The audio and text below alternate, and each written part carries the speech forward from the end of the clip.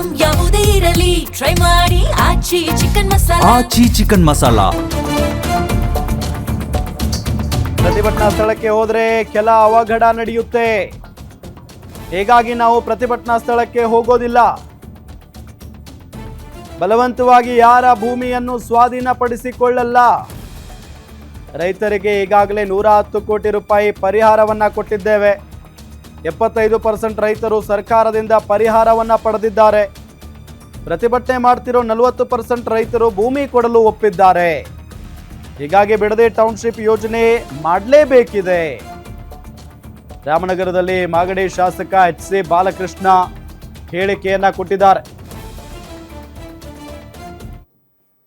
ಈಗ ನೋಡ್ರಿ, ಯಾವುದೇ ಇದನ್ನ 100% ಭಾಗ ಯಾರನ್ನು ರೈತರನ್ನ ಒಪ್ಪಿಸಿ ಮಾಡಿರ್ತಕ್ಕಂಥ ಉದಾಹರಣೆ ಎಲ್ಲೂ ಇಲ್ಲ. ಅದರಿಂದ ನಾವು ಮನವೊಲಿಸ್ತಕ್ಕಂಥ ಪ್ರಯತ್ನ ಮುಖ್ಯಮಂತ್ರಿ ಆದೇಶದಲ್ಲಿ ಮಾಡ್ತಾ ಇದೀವಿ. 2-3 ಸಾರಿ ಕೇಳಿದ್ರೆ ತಪ್ಪೇನು?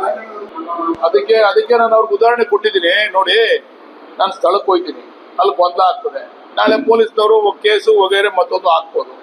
ಆ ಗೊಂದಲಕ್ಕೆ ಅವಕಾಶ ಮಾಡೋದು ಬೇಡ ಅಂತ ಹೇಳಿ ನಾನು ಇಲ್ಲೇ ಕರೆದಿದ್ದೆ. ಈಗ ಒಂದು 8 ತಿಂಗಳ ಹಿಂದೆ ನಾನು ಇಲ್ಲೇನೆ ಒಂದು ಇದೇ ತರ ರೈತರುಗಳು ಬನ್ನಿ, ನೀವು ನಾನು ಚರ್ಚೆ ಮಾಡೋಣ ಅಂತ ಕರೆದ್ರೆ, ಅವರು ಜನತಾದಳದವ್ರು ಏನ್ ಮಾಡಿದ್ರು, ನೀವು ಟೆಂಪೋ ಮಾಡ್ಕೊಂಡು ಹೋಗಿ, ನೀವು ಲಾರಿ ಮಾಡ್ಕೊಂಡು ಹೋಗಿ ಒಂದ್ 3,000 ಜನ ಗಲಾಟೆ ಮಾಡಿ ಅಂತ ಅಂದಾಗ ನಾನು ಹೆಂಗ್ ಸಭೆ ಈ ಜನ ಬಂದಿರೋ ಡ್ರೈವರ್ ಅಂತ ಹೇಳಿದೆ. ನಾನು ನಿಮ್ಮನ್ನ ಈಗಾಗಲೇ 8 ತಿಂಗಳಿಂದ ಕರೆದಿದ್ನಲ್ಲ, ನೀವು ಇದೇ ತಿಂತ ಬಂದಿರೋ ಅವತ್ತು ನಾನು ಚರ್ಚೆ ಸಾಧಕ ಅಂತ ಚರ್ಚೆ ಮಾಡ್ತಿದ್ದೆ. ನೀವು ಅವತ್ತು ಅವರು ಬೇರೆ ಪಕ್ಷದವ್ರು, ನಮ್ಮ ವಿರೋಧಿಗಳು ಅಷ್ಟು ಜನ 2,000 ಜನ ಜೊತೆ ಚರ್ಚೆ ಮಾಡೋದಾಯ್ತು. ಇಲ್ಲಿ ಒಬ್ಬೊಬ್ರು ನಾನು ಮಾತಾಡ್ತಾರೆ. ಈಗ ನಾನು ಸ್ಥಳಕ್ಕೆ ಹೋಗ್ತೀನಿ, ನನ್ನ ಮೇಲೆ ಏನೋ ಒಂದು ಅವಘಡ ಆಯ್ತು ಅನ್ಕೊಳ್ಳಿ, ನಿಮ್ಮ ಮಾಧ್ಯಮದಲ್ಲೂ ಕೂಡ ಬರ್ತದೆ. ಅವಘಡ ಆದಾಗ ಅವ್ರ ಮೇಲೆ ಕೇಸ್ ಹಾಕ್ಬೇಕು, ನಮ್ಮ ಹೆಣ್ಮಕ್ಳ ಮೇಲೆ, ನಮ್ಮ ರೈತರ ಮೇಲೆ ಕೇಸ್ ಹಾಕ್ಬೇಕು. ನಾನು ಇದಕ್ಕೆ ಅವಕಾಶ ಮಾಡೋದು ಕೊಡೋದು ಬೇಡ ಅಂತ ನಾನು ಹೋಗ್ಲಿಲ್ಲ ಅಷ್ಟೇ. ಆಗ್ಲೇ ಸುಮಾರು ಒಂದು 75% ಮೇಲೆ 110 ಕೋಟಿ ಕೊಟ್ಟಿದ್ದೀವಿ ಈಗಾಗಲೇ ಕಾಂಪೋಸಿಷನ್. 75% 80% ಕೊಟ್ಟಿದ್ದಾರೆ. ಬಟ್ ಕೆಲವೊಂದು ಡಿಸ್ಪ್ಯೂಟ್ ಅವೇನೋ ದಾಖಲಾತಿಗಳು ಅವೆಲ್ಲ ಕೊಡ್ಬೇಕಲ್ಲ. ಸರ್ಕಾರಕ್ಕೆ ದಾಖಲಾತಿಗಳನ್ನ ಒದಗಿಸ್ಕೊಟ್ರೆ ಆದಷ್ಟು ಬೇಗ ಎಲ್ಲ ಕ್ಲಿಯರ್ ಮಾಡ್ತೀವಿ. ಈಗ ನೋಡ್ರಿ, ಯಾವುದೇ ಇದನ್ನ 100% ಭಾಗ ಯಾರನ್ನು ರೈತರನ್ನ ಒಪ್ಪಿಸಿ ಮಾಡಿರ್ತಕ್ಕಂಥ ಉದಾಹರಣೆ ಎಲ್ಲೂ ಇಲ್ಲ. ಅದರಿಂದ ನಾವು ಮನವೊಲಿಸ್ತಕ್ಕಂಥ ಪ್ರಯತ್ನ ಮುಖ್ಯಮಂತ್ರಿ ಆದೇಶದಲ್ಲಿ ಮಾಡ್ತಾ ಇದೀವಿ. 2-3 ಸಾರಿ ಕೇಳಿದ್ರೆ ತಪ್ಪೇನು?